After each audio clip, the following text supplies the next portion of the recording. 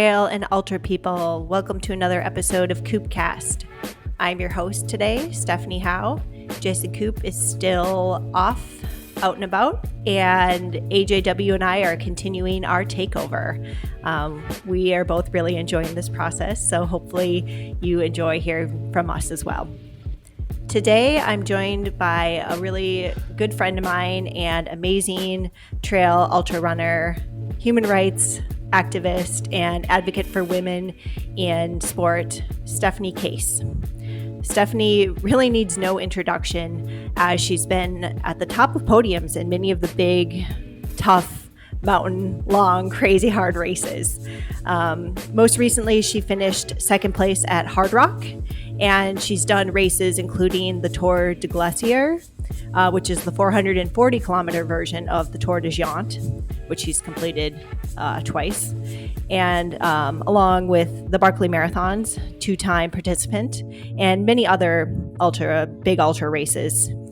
Stephanie is also well known for her work for women and inclusivity in our sport. She really spearheads some of the tough conversations, starting back with discussing pregnancy deferrals with UTMB and Katrine Paletti, and all the way up to today discussing lotteries and quotas for women in races to give women the same opportunities as men to compete on this stage. And so I'm really honored, grateful, happy to share with you the conversation today with myself and Stephanie Case. We are both in very different time zones, kind of in the middle of our nights. It's really late for you. We're in East Coast time, and it's 3:30 a.m. for me over in France. We were just joking offline. We're crossing paths. I'm going back to the US in a couple days, and you're coming back over to Jordan to this time zone. So we're kind of we're threading the needle as we have to make this work. No, it's great to see you. It's great to be able to chat. Yeah. Thanks for coming on with me today. And just want to dive in a little bit before we get going into some of the topics. Just a little background on you. I think most people know who you are just from your racing, your presence in the ultra running world, and you've been on a few podcasts. So I think people are pretty familiar. But just to give a little background on you, you grew up in Canada. Just talk about that a little bit. You're growing up and getting into, I guess, trail and ultra running.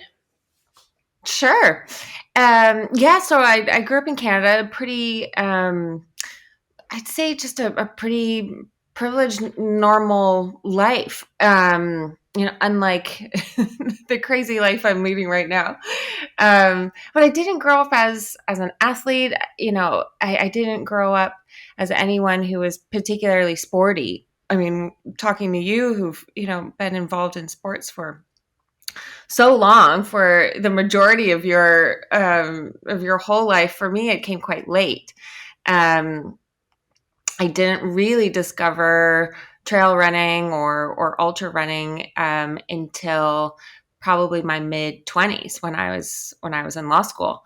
So that it was something, being an athlete just wasn't a part of my identity, I suppose. Mm-hmm. Yeah, and that's somewhat common amongst ultra runners. It's more of a mature sport, so you can find it later in life and have a lot of success. And kind of it just falls into your lap sometimes of like, oh, I'm running, to keep my mental sanity, especially at something like law school. I did the same at grad school. And then you find yourself drawn to these trail races, and then it's like, ooh, people run that far. I want to try that. Yeah, I mean, I got into the sport, I guess, through just wanting to try a marathon and thinking that would be a crazy big challenge. And, I'd watched on YouTube, I think from like the 80s, of people, maybe before the 80s, of people crawling to the finish line, and these incredible races. And 42 kilometers back then seemed like a really long way to go. And I just in my head had thought it would be a life-changing event.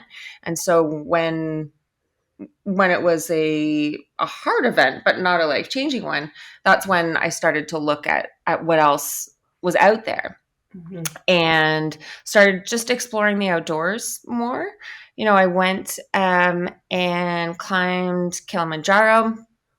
When I say climb, but Kilimanjaro is really much more of a hike, a long hike. And I loved it. I loved traveling to explore a new landscape, being with a whole bunch of people outside, having this big physical goal, being able to see this peak and trying to reach the top of it. I found that quite interesting because I just never done anything like that before, but it just wasn't going fast enough. I was with this big group of people, and every day, I just felt like I wanted to move more quickly. I was that obnoxious person, I think, on the tour who was always trying to get ahead.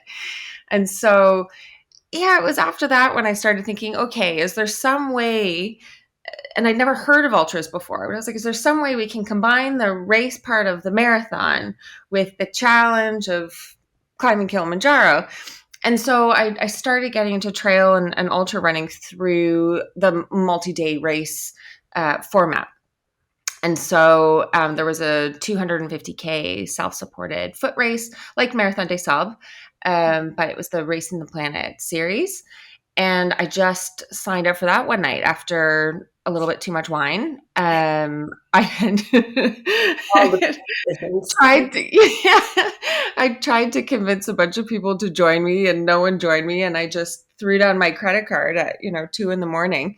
And then I was committed. And while back then it still seemed like this. That to me seemed like a crazy adventure, and I had no idea if I'd be able to finish. It was well beyond anything that I'd thought that I would be able to do.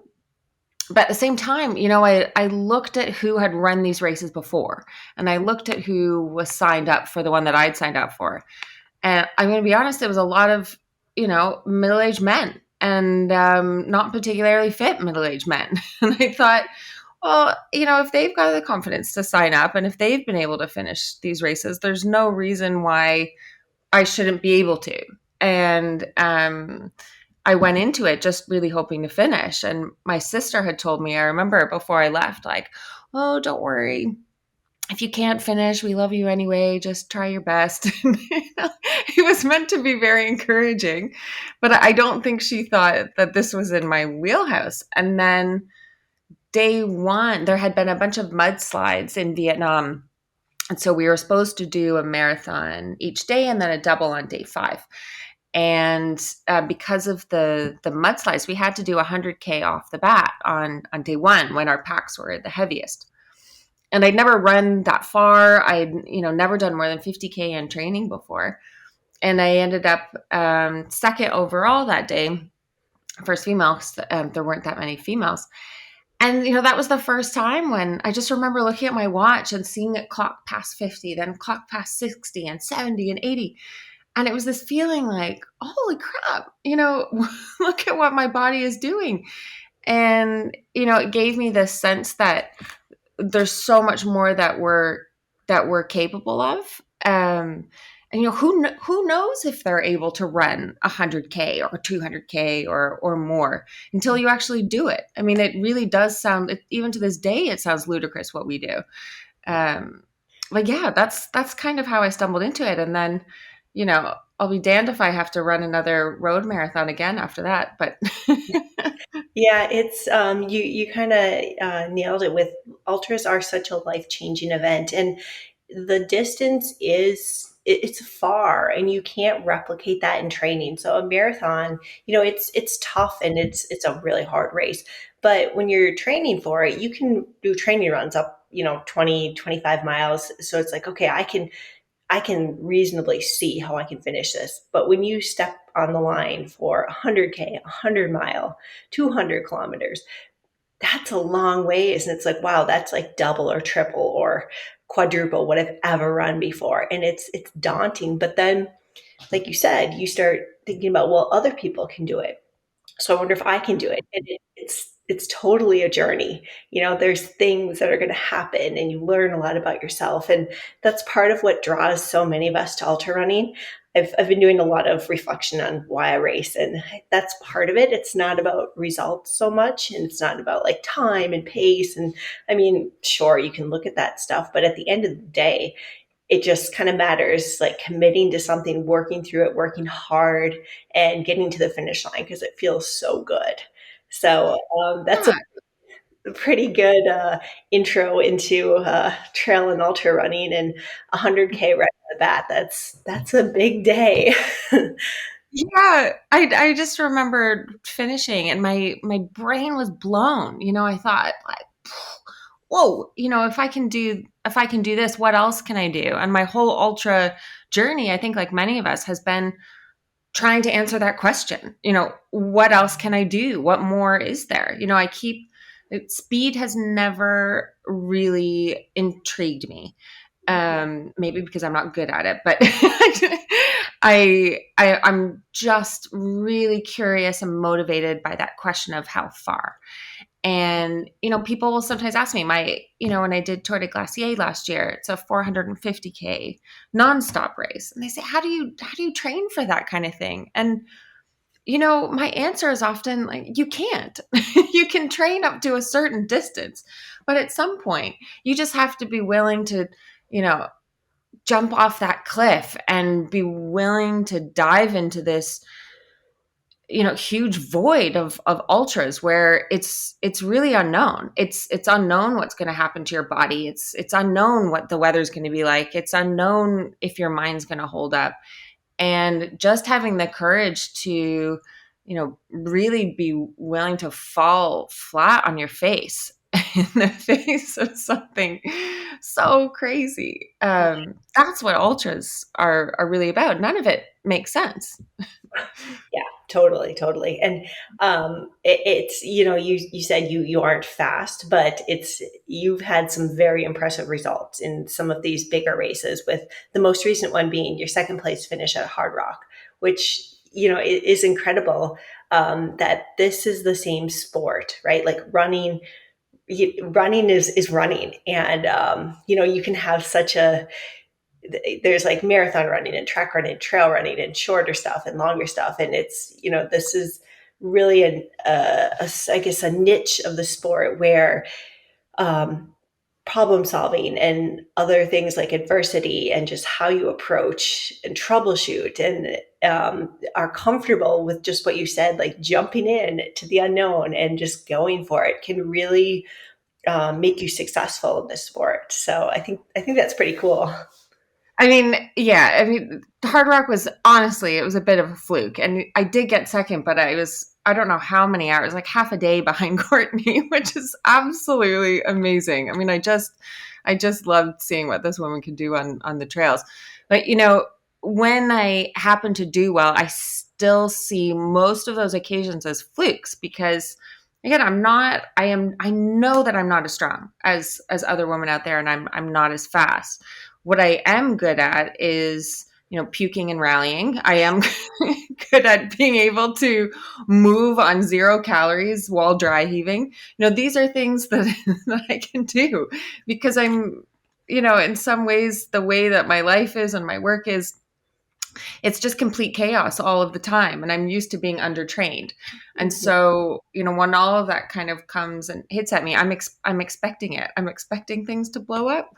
Mhm. Whereas, yeah, I think maybe some of the better athletes, it's a bit of a tougher, they have further to fall, I guess. Whereas I'm already kind of running around in the muck. Well, I can appreciate that humble answer. I think you're a very talented athlete and runner, and you've had some incredible results that I don't think are a fluke. But I do get what you're saying of the just being able to rally and to go with Yeah. the flow. I think that's a big part of our sport. And I wouldn't say that makes it like a fluke. It just makes it that you're a really smart runner. You're good at working through these things that always come up in the longer races. And this might be a good time to just talk a little bit about your career, because I think they're kind of, for you, I mean, they both, your career and your hobby, I guess they intersect. And Yeah. so yeah, let's kind of dive into what that career is. Sure. Yeah. On the professional side, yeah. Yes. So yeah. So I describe myself as a human rights lawyer. But a lot of what I'm doing day to day, wouldn't be what people normally think of as what a lawyer does. So I work for the United Nations, and I've been working in and out of areas of conflict for, I guess, at least the last decade. My background's in development, and I'm really in humanitarian law, human rights law, but working in areas where there's humanitarian crises or active conflict. Really, that's kind of my niche. So I've been working in Afghanistan, worked in South Sudan for a while, living in a tent, really helping with the humanitarian response after the conflict broke out there. Um, Now, at least 8 years ago, in Gaza, and now I am back in the Middle East. I'm actually based in Jerusalem, but I cover the West Bank, Gaza, Jordan, Lebanon, and Syria in my work. So I'm doing a lot of traveling to and from. I'm working for, it's basically the UN agency that's responsible for Palestine refugees. So it's one of the oldest UN agencies, and it has government like responsibilities towards Palestine refugees, but is kind of in constant crisis in terms of financial resources. So it's a really interesting job. I'm the chief of protection there.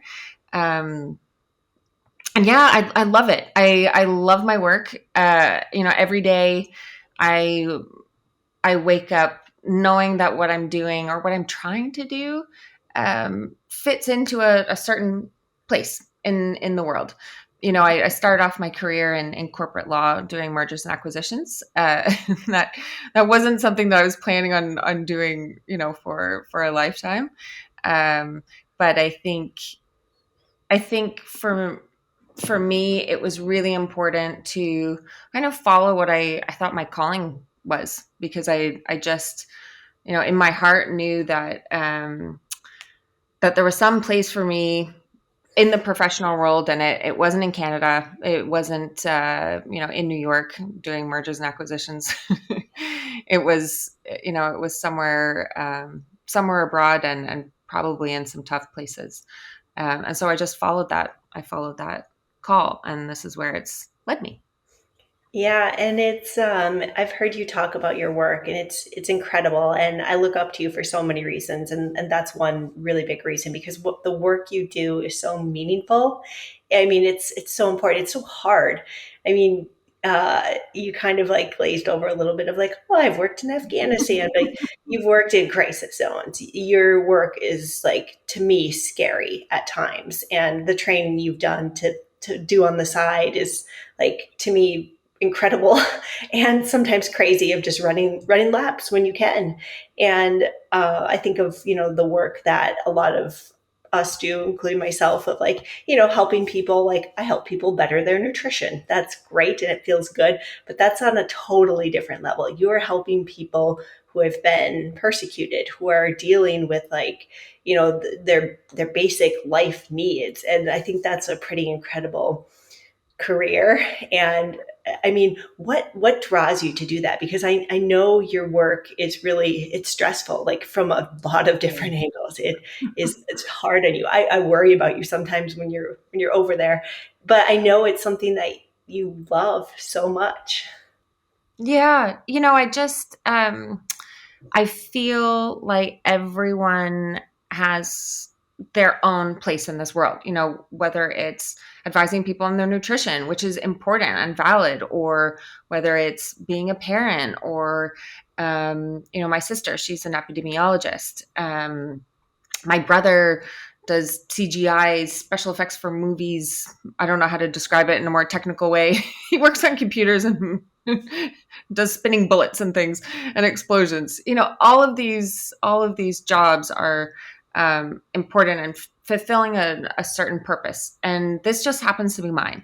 And, I think there have definitely been times when I wished that I could have stayed in corporate law, or that I wish I could have done something else. I I don't want to make it seem like I kind of do this work and just breeze through and everything's great. And it is tough. I've had moments in Afghanistan where I'm just curled up in the fetal position, either with after there'd been a big attack, especially in human rights, you become quite exposed to a lot of trauma. I remember being in Afghanistan right before there was elections that were going to take place in the country, and we knew that the next day, on election day, there would be an incredible amount of violence. And we knew that people were going to get killed and injured. And the weight of that, and knowing that I couldn't stop it. I mean, of course I couldn't stop it. There's, I'm only one tiny person, and with a lot more important people around, and lots of more dynamics at play.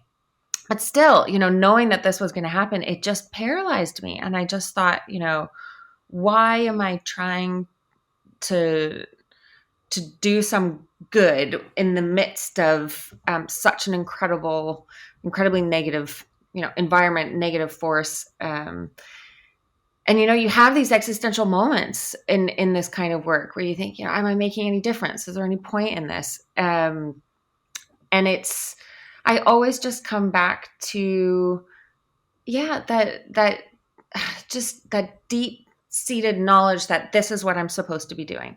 And, maybe if I didn't follow this path, that I would be missing out on some way that I could be making a difference, that I could be following my purpose. And I don't want to miss that chance. If there's one thing that I can do that makes a difference in one tiny place over the course of my entire life, then it's worth it to follow that path just for that one thing. And if I can do more than one thing, then great. But yeah, it's not for everyone. And I think that, for my family and friends, there was kind of this thought that when I left Gaza in 2016, that I was kind of moving into a different phase. Like, okay, you've now done the war zone thing.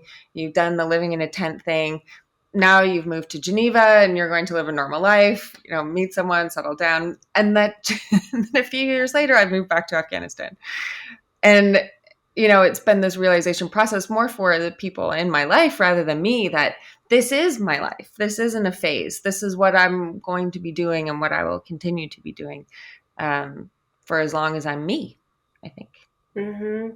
Yeah. And I mean, when you do have that calling and that passion to do something, even if it's really hard, or there's parts of it that are stressful, or maybe you don't like, I mean, that's why you do what you do, right? Like, you're drawn to it, and it is part of you. And I see you talking about it right now, and I can see the passion behind it. And I've heard you speak about parts of it, and to me, it sounds like crazy, scary, hard work. But I also think, wow, like, what an incredible opportunity to try to make life better for these people. And very supportive in you doing that. But it is like one of those, it's not for everyone, like you said. And I do see how, like with that, with your job and the stress, like how running kind of does fit into that, and actually makes you probably prepares you to be a good ultra runner in some ways, because you're used to working through stuff like that. But so yeah. Yeah. I think sometimes I get asked the question, how do you how do you do this kind of work and then train for ultras? And they're often seen to be at odds. And in many ways they are at odds, because I don't get to, go running out in the mountains. I have lived in armed compounds where I have to run in loops on flat ground, or pull tires around. Or, I've been out running and been detained by soldiers because of the places where I'm in, where I have to dump out my, North Face pack to prove that I'm not carrying any bombs in the back, or, just ridiculous things that you don't expect you to have to deal with on a run. You can expect dehydration, but not armed conflict. But while my work might kind of hold back some aspects of the ultra running and the training, I think really I wouldn't be the whatever runner I am now if I didn't have that, because it's my fuel, it's my motivation, it's my reason for being out on the trail. And when things get tough, when I'm in a race or whatever, I just remind myself, like, you've chosen this. No one is forcing you to be out here. You get to have this opportunity to be out here barfing, in Hardrock in Colorado. And, in so many of the places where I work, women don't have that chance. And when you put it in that mindset, it just completely changes the dynamic of how you feel about those challenges. Those challenges become immense privileges, rather than opportunities to really feel sorry for yourself. Right. Reframing, like I'm choosing to do this. I signed up for this. I paid for this. Yeah. That's a very good point. And it is a privileged opportunity. And I think it's easy to get in the poor me of just like, oh, I'm suffering. I've been puking. I've been dry heaving for hours. Why am I doing this? It's like, well, because I can, right? I live in a place where I'm able to create these opportunities for myself. I'm not just, trying to live my life basically day to day. So I think that's a really great attitude to get you through some of these hard races. And I know you've been a big advocate for within human rights, but really specifically women's rights, and have combined the two passions, if you will, of advocating for women and running. So I'd love to talk about that a little bit, and what that's kind of opened or what you've created within that. Yeah. So part of it is through the organization I established, Free to Run, which I founded in Afghanistan in 2014, which is really all about supporting and helping to create female leaders in areas of conflict through outdoor sports and adventure. And in places like Afghanistan or in Iraq, where we are also operating, these are places where women are disproportionately affected by conflict. And it can often mean due to the pressures associated with conflict, due to social and cultural norms, and patriarchal societies, really. Women can sometimes be confined to the home, either through duties that they are expected to do around the home, or notions about what would happen if the young women in the family, the 16-year-olds or the 15-year-olds or the 13-year-olds, were allowed to, go out away from their families for an afternoon, out into the outdoors. These things are freedoms that we really, I think, take for granted growing up in Canada or the US or other places.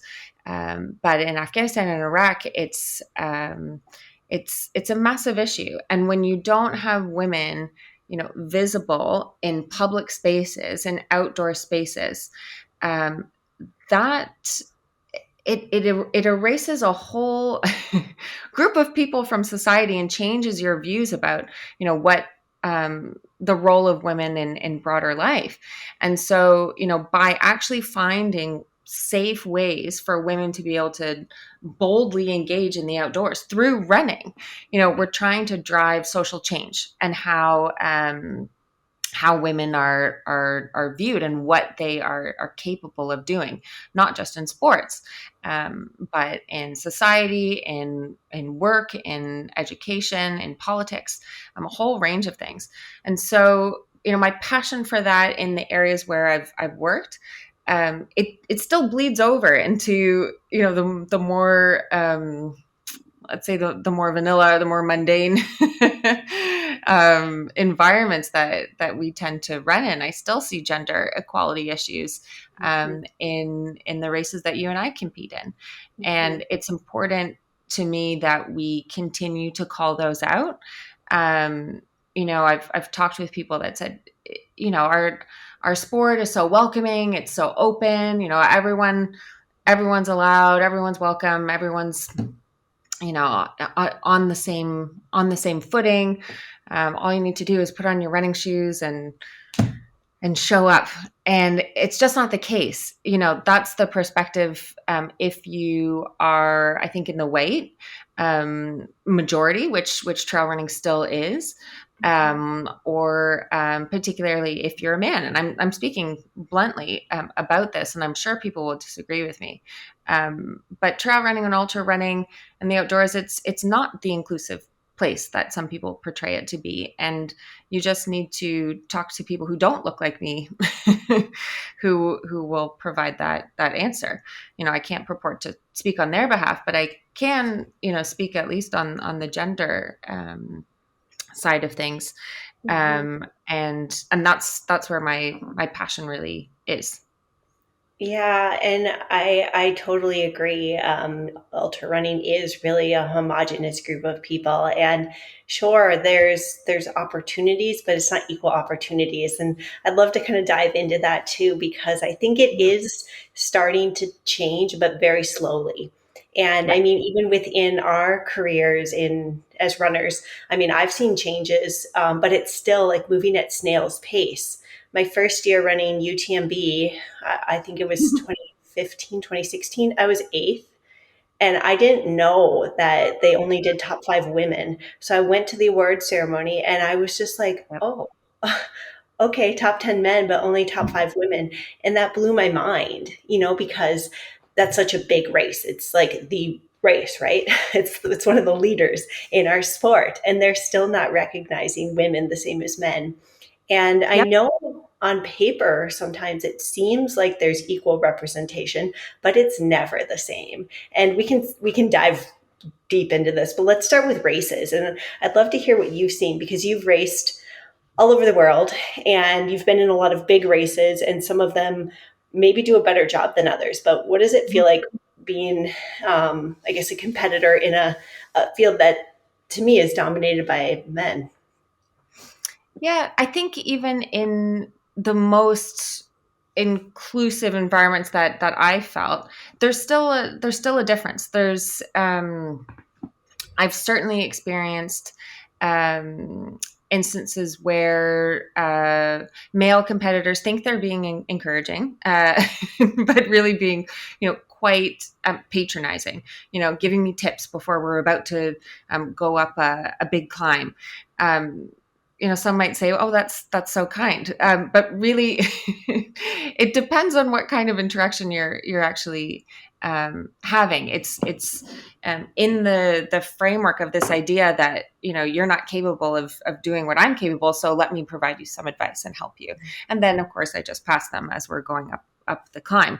But it's something as little as that to something that's a lot more blatant. As you say, UTMB used to only recognize the top 5 women, and then they recognize the top 10 men. And I've interviewed Catherine Poletti, who of course runs UTMB, about this. And when they changed their policy, again, I'll be very honest on this podcast. It wasn't because she believed in something about gender equality. She said it's because the women just got faster. And so then the top 10 deserve to be recognized. Mm-hmm. And that for me is not is not a good rationale. And that indicates to me that we really do have, a lot more work to do on making these races more inclusive. I've had women reach out to me about how they've had to drop out of races because they got their periods and there were, no sanitary products available. Maybe some people think that this isn't something race directors should do. But again, these are things that might seem small, but are actually really easy changes that race directors can do to make events feel more inclusive, to make them feel like they are a place where women belong. Most of the races that I, toe the line at have less than 10% of women who are there. And it's not because women are less capable or women aren't interested in doing those races. It's because of all of the different, societal pressures and cultural norms that we're still dealing with that make it hard. There are more hurdles to jump through in order to get to that start line. And until we start to recognize that those barriers still do exist, and we want to do something about them, then we're going to continue to see this disparity. Yeah. Yeah, I totally agree, and I have more thoughts on that too. As a new mother too, of just being inclusive, and that's a whole nother ball game. But like you said, some of these changes or these modifications to races seem really small, but they make a huge difference. And that racing with your period, that's not just like okay, well, whatever. Like I mean, if that's like a small thing races can provide that would just make it like seem like you're welcome here. Like if you're being supported, it's like having medical supplies for like if you need it, if something happens during the Exactly. race. If you have Band-Aids, why don't you have tampons? And you know what? Right. They can also help you if you've got a nosebleed. There's multiple uses for them. And, Totally. these aren't hard things to fix. And, the whole pregnancy deferral issue. So, um, it was years ago, and I wrote just a blog back when people were still writing blogs, when I wrote a blog about it, because I had a friend reach out who was pregnant. She didn't want to necessarily tell people, but she had she found out she was pregnant. She had some big running goals that year, and she was signed up for Laboredo and UTMB. And she wrote to Laboredo. I think this was maybe 2015, 2016, maybe a little bit later. Anyway, she reached out to Laboredo and they said, absolutely, you can defer your entry to next year. I think they even gave her 2 years and it was not an issue. And she did the same with UTMB and UTMB said, no. This is now a quite widely known issue and now, policies are changing. But at the time, it wasn't really a talked about thing. And I think it's because there are still so few women who are competing in these difficult races. And then the percentage who are pregnant are such a, smaller percentage of that. It just didn't occur, I think, to some race directors that they would have to take that into account. And for others, it was really, it's still a matter of kind of education to understand that, if you're going to provide race deferrals for injuries, it's no skin off your nose to provide a race deferral for pregnancy. And that makes a massive difference in terms of messaging on inclusivity and accommodating, what is really quite a huge physical and mental event for women. Yeah. Yeah. And I think that is something that races and brands are starting to recognize and be like, oh, we need to like backtrack and like make this right. And I do think a lot of the big races do have pregnancy deferrals, and I appreciate that. Although to me, now just having gone through it, you don't know what you don't know. And I guess going through and having a child now, I realize, you don't just like, I don't know what I was thinking, but I pictured having a baby and then like, okay, I'm going to be running again in 3 months and like I can race. it's not like that. You're still growing this little human. You're feeding it. It's taking your energy. It's taking your time. And sometimes you're just not able to get back out there as quickly as you would like. And so a 1 year deferral is fantastic, but that's maybe not enough time. And I've Yeah. actually run into that with a big race of, like, my son was born in 2020 and I wanted to race in 2021. He was born December 11th. And since it was 2020, I couldn't defer to the following year. And that was really disappointing to me because I'm like, well, I'm not physically ready. Like, he was due in January, but too bad. He was born in December, so wrong year. But I think just being more open and understanding these things take time. Like, it's a traumatic event for your body to go through. And again, we're just talking about being supportive of a whole group of people who want to do these races, and how can we make it feasible for them to do it and still be mothers and still have careers. It's not, it seems like, when you look at it and you take a step back, it's not a huge ask. No.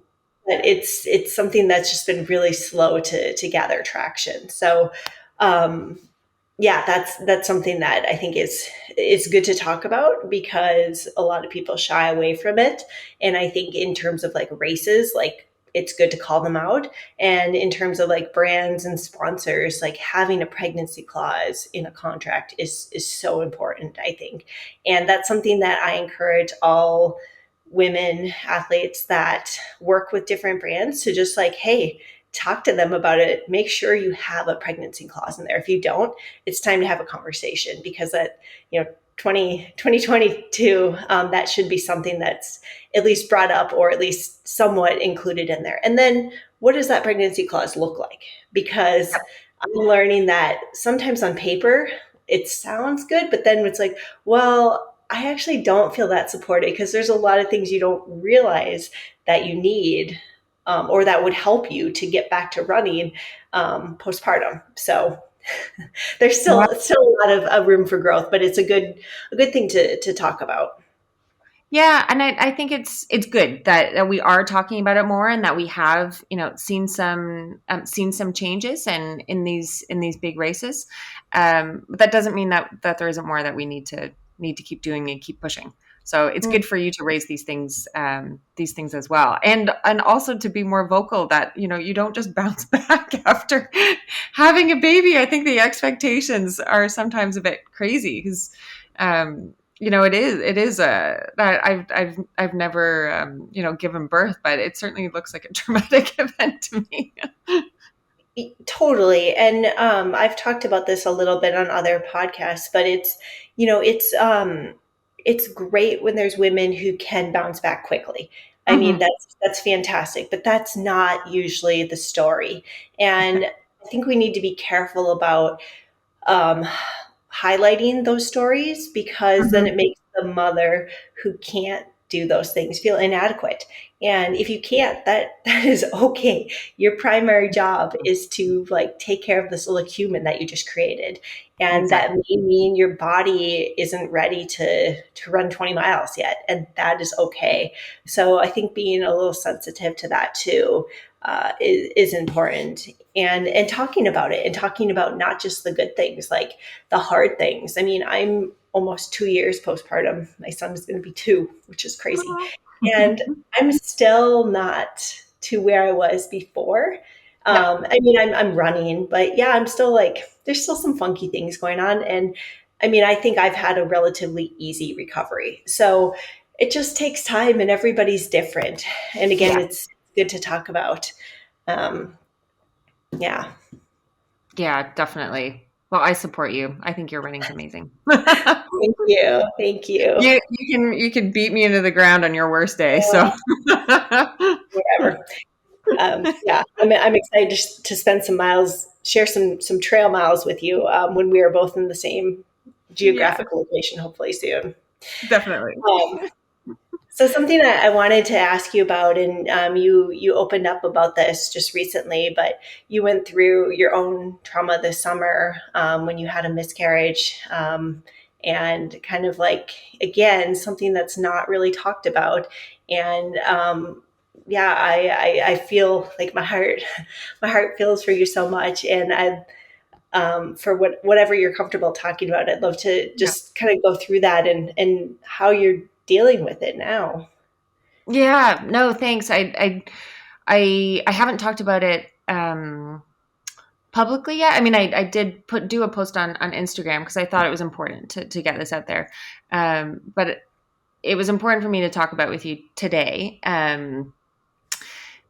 because, there's a lot more, maybe not enough, but a lot more recognition about the challenges that mothers, face after they give birth and getting back into the sport. But there really isn't a lot of light being shed on women before they reach that stage. And, women who are trying to get pregnant while also racing or training, women who are going through infertility issues, and then women who have miscarriages. And, these things can massively impact and affect us physically and mentally. And that whole story of the before bit, the before you have the healthy baby bit, I do think we need to shed a little bit more of a light on. For me, I never felt that feeling that, I had to be a mother. I thought, I was kind of 50-50, like, if it works, it works. But, my life is so crazy that, I've gone many, many years being single. And so I was never kind of focused on finding that partner and settling down. But, I've got a wonderful partner now who I met during COVID. And little did I know, when I ran Hardrock, I was actually pregnant. And I found out when I came back, I flew back to Jordan. And, it was kind of funny. I hadn't really had a chance to celebrate. And, I'd had to leave my partner at the airport, and he was going back to the UK. And so I was in Jordan, and I had gotten myself a bottle of champagne, and it was the weekend. And I thought, I'm going to have, a little champagne at 10 a.m.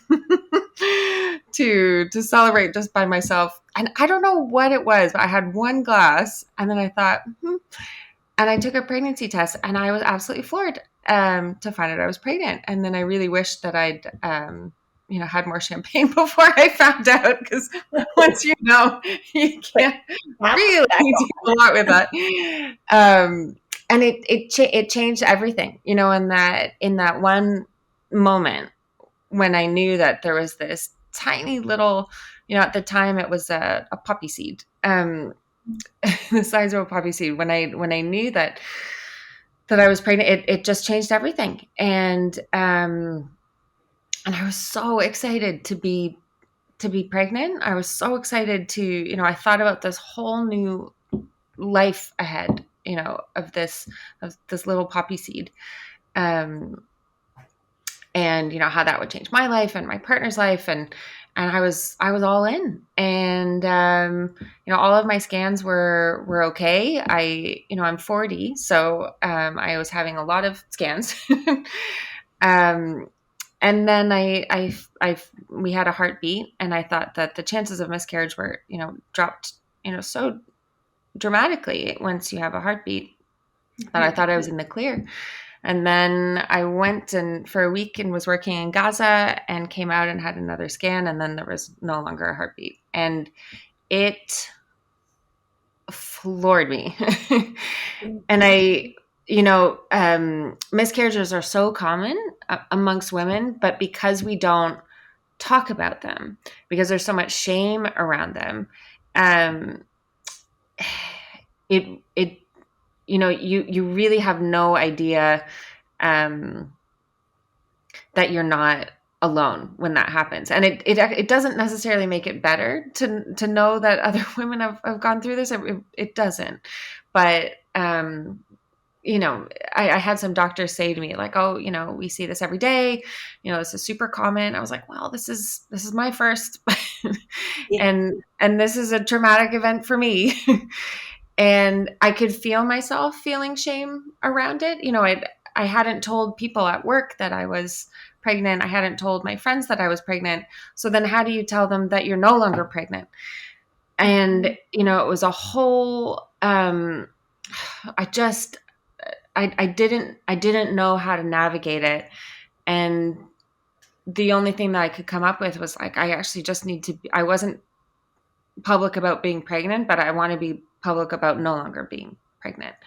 And the response, once I kind of did this post, the response that I got was quite overwhelming. A lot of private messages, a lot of public messages. I had paramedics reach out. I had partners of women who'd had miscarriages reach out. I had a lot of women reach out.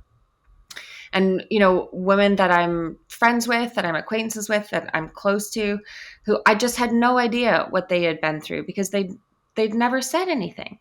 Not that they should feel like they have to, but it really gave me this indication that there are so many silent struggles that women are going through, and men do, struggle in their own ways. But, it is a different experience when you're the one that is happening to, and it's your body.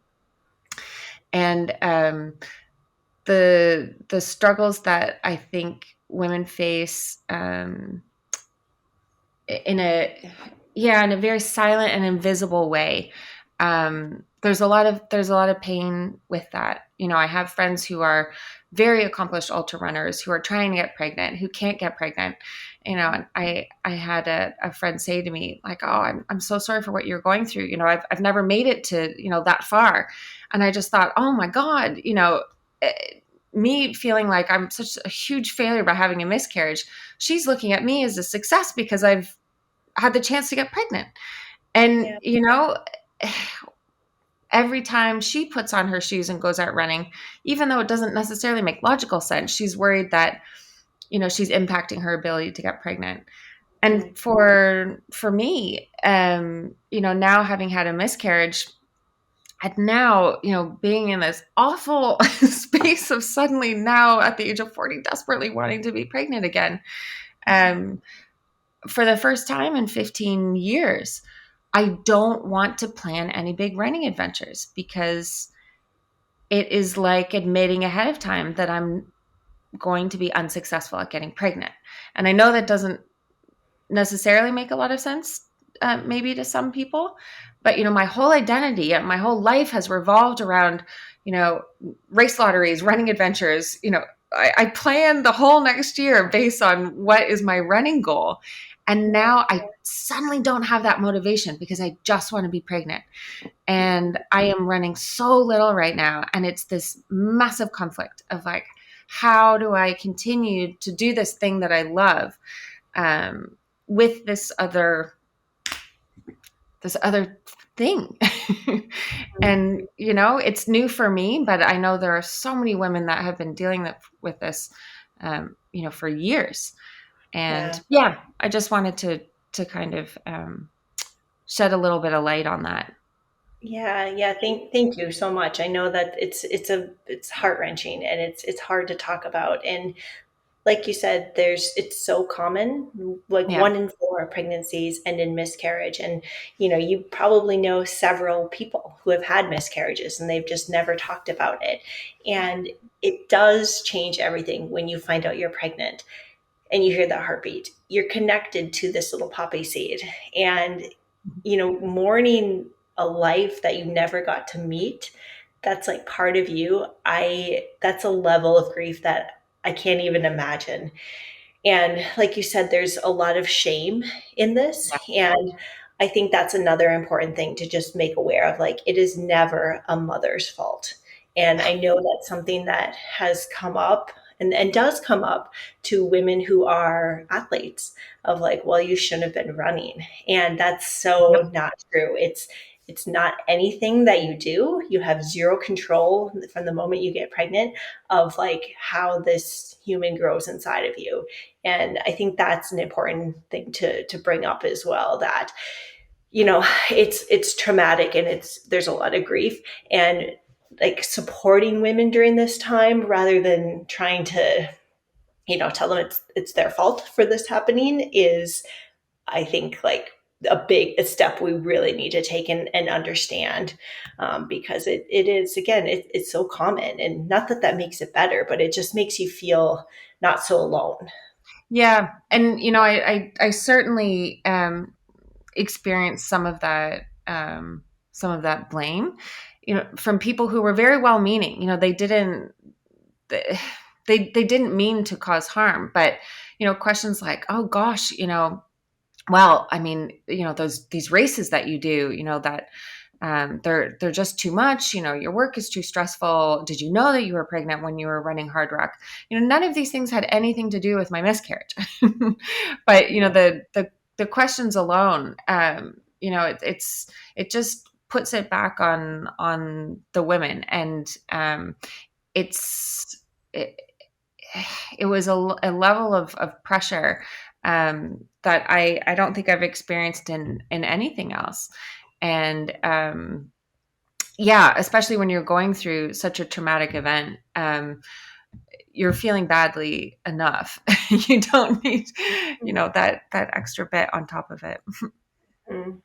Yeah. And I think, going back to trying to figure out like how to navigate Mm, trying to get pregnant, recovering from miscarriage, and balancing your running. I think you give yourself grace. You're not going to yeah, figure it out overnight, and you do what feels right, and that might mean not getting out of bed some days, and yeah, other days that might mean exploring trails and finding some joy. And it does shift everything, but I think you can find a way back to your love for the trails and your passion. I think motherhood and being an athlete, like there's a lot of they go together. They might not go together, or they might not look the exact same as how it did before, but it's such an important part. When it's an important part of your identity, you find that space, and although it might look different from the outside, it feels satisfying. And I've found for me that trail time, the outdoor time, is just really healing and therapeutic. And I think that's an important way to be your authentic self, is to figure out that balance for you. So you have yeah. I my mean, full support, your full support in figuring that out. what I will say to you, it's an ask from my side, is, don't let me be in this non-running space for too long, because I do think it's important to give yourself grace and space, and listen to what your body's saying. But I also believe that you can't let yourself be in a downward spiral for too long. I had I just wasn't running. I'm still not running. I haven't run this week, I don't think. Yeah. And I was talking with my brother, and he said, are you running? And I said, no, I'm not. And he said, can you do me a favor? Can you go running outside for me? And the whole time that I was pregnant, I would run on the treadmill, like little bits. I was exhausted, but I think I did one run outside with John, with my partner, but I just hadn't been running outside in Jerusalem. And he said, can you just do me a favor and just go run outside tomorrow? And I was like, I just don't know if I can. I just want to be on the couch. And he said, just for me. And I said, okay. And I thought in my head, just force yourself to do a little bit. And then I went and ran 20K. And during normal times, 20K wouldn't be that big of a deal, but for me, this was massive. I mean, Mhm. it just felt like such a big accomplishment. And so sometimes, at least for me, I do have to force myself to just go through the motions and then see how it feels. Because otherwise, I worry that I'm going to fall too far off, off my core. So that's my ask to you, is don't let me give myself too much space or grace and force No, me up. trail. Noted, and that's a promise. And I will personally come and take you out for a run when you're back in France, and we can go explore some mountains together because I need Right. that too. Right. That accountability or that social piece Yeah, because yeah, it makes it the barrier, it lowers the barrier of entry. So that exactly. is something Exactly. that I will promise. Thank you. Yeah, so we'll start to wrap this up a little bit so we can both get back to bed because I know you've got a big day tomorrow. I am starting my morning, but I might try to Sorry. nap a little bit before. No, it's totally fine. Um, but I just wanted to think forward about like, okay, so we talked a lot about like advocating for women in the trail and ultra space, and just like a call out to races or race directors, sponsors, brands. We mentioned a few small things, but what do you think we could do, or what could race directors do to make them more inclusive to women? And that could mean like smaller things such as providing tampons at aid stations, or like the Solomon race that recently happened in the Bay Area where they provided free childcare and lactation stations, or the lotteries, like should they be 50-50? Like what do you see as maybe the key ways we could start to be more inclusive? Yeah, thanks for asking that question. We had some of these discussions around Hardrock. I was brought into their I forget the official name for it, but basically the diversity committee. And so we had a lot of discussions around, what are the best ways actually to increase the participation of women in the race, and of course the lottery is the big one for Hardrock.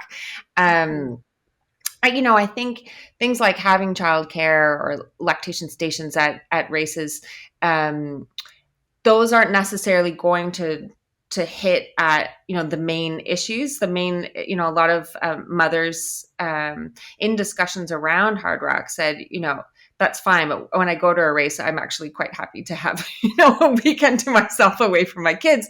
It's the childcare that I need for the entire year that I'm training. So if you want to provide a babysitter for that, that would really help me out, which makes sense. But at the same time, efforts like that, even if they don't address the underlying issue, they are important in that they're providing a very visual symbol, a very visual message that like this is a space for you.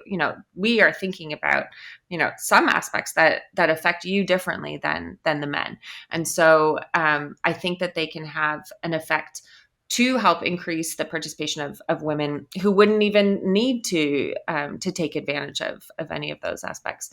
But I do feel strongly on the lottery side, for races where it does require a lottery to enter. I think race directors should be doing more to be putting aside more spaces for women. Mhm. I know others don't believe in quotas, and they think that that's somehow unfair to men. But I'm quite firm in my belief that even if we set aside 30% in a lot of these races for women, it's still not 50, but it would be a big jump in the right direction because the Mhm. barriers to entry are so much higher. They just are. Um, and then all of the again underlying issues, the more societal issues, there's no easy answers to those. I know that there are women that because of extra childcare duties or other issues like that aren't able to take the time away from work or from home to be able to get the training in. I think there's still a lot more I've heard a lot more women, talk about it being selfish when they want to train. They feel guilty about taking time away from their kids or their family or whatever to do something for themselves. Whereas you don't tend to hear that as much from the men. That says something to me as well. or women who don't feel safe, training at night because they don't have time during the day, or, in cities or in remote places. These are the things that that still act as barriers that are harder problems to solve. But where we have where we can get easy wins, I think we have to take them. Setting aside more spaces for women, having tampons at aid stations. These are small and easy things. Have pregnancy deferrals. Having diversity committees on the boards of races. You see Western states, fantastic. They've got policies not just on pregnancy deferrals, but trying to make it more inclusive for trans athletes. This is the direction we have to be going in, and it's not really an option in my view. It's a necessary part of running an event and an inclusive race. Mm-hmm. Yeah. Not a matter of if, but how. Yeah. And we're just mostly speaking about women and gender, but yeah, it goes across the whole board of diversity. And how do we be more inclusive and not just say like, oh, we welcome everybody, but actually show that. And I agree with you that lotteries are a great place to start. And I can argue that point too of like, I mean, I would even go as far as saying like 50-50, like setting aside quotas for women. That's how you get more women, right? Even though there might be less participation, there's a reason for that. And I know like men are going to say like, that's not fair, but also it's not fair that women aren't like participating in these events. And this is how we level up. This is how we provide those opportunities. And that's not going to be forever that there's less women. At some point, like women's participation could pass men's participation. And then they're going to want those 50-50 lotteries. So whether it be setting aside quotas, and this is for different groups too, like minorities or trans athletes. Like, I think that is how we make it more inclusive. And like you said, just sending that message that we're not just saying you're welcome, but here's what we're doing to make you feel more welcome, like tangible, actionable items. So I think this is a great, I guess, just call out to races to just, think about your inclusion policy and how are you having different representation of different groups of people, because that is how we're moving. There's, not a homogenous group of people who live on planet Earth. Exactly.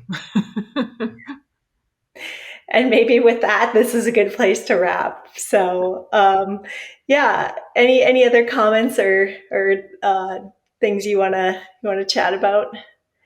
I just wish that we could have done this with a glass of wine in our hands. It's more appropriate for me at, midnight over here than it is for you at, 4 a.m. over there, 5 a.m. I don't know what's appropriate. When we first started, I was having ice cream out of the carton to wake myself up a little bit. But yeah, we will have we'll do a little chit chat, rain check with some wine or Prosecco or something when we're both, we can do it in person. So thank you so much for making the time. I know you've got a very busy schedule and I really appreciate you. And thank you for sharing some of your personal story and just what you've experienced as someone who works with a lot of women and people in crisis. It's an amazing thing that you do. And we love and appreciate you so much. Oh, thanks, Steph. Thanks for the chat. I really appreciate it. All right. Well, get some rest and we'll see you out in the trails. Perfect. Thank you so much to Stephanie Case for taking time out of her busy schedule to talk with me today. I know she has a big meeting in the morning, so I appreciate her staying up late so that we could have this conversation. I really appreciate her openness and her willingness to talk about some of her experience with women and inclusivity in our sport, as well as sharing her own personal story of her miscarriage and how that grief has impacted her. It's important that we share these things so that they become more normal and that we don't feel alone when we're going through tough things. So thank you to Stephanie for opening up today and for sharing a little bit about her work and what she's done in the world of trail and ultra running to help make women feel more welcome in this space, and above and beyond that, for her work in conflict zones as a human rights advocate. I couldn't admire Steph more, and I couldn't think of a better person to have on the show today to talk with. So massive kudos to Steph, and you can be sure that when you're back in France, I'm going to come over and get you out for a trail run so we can hold each other accountable.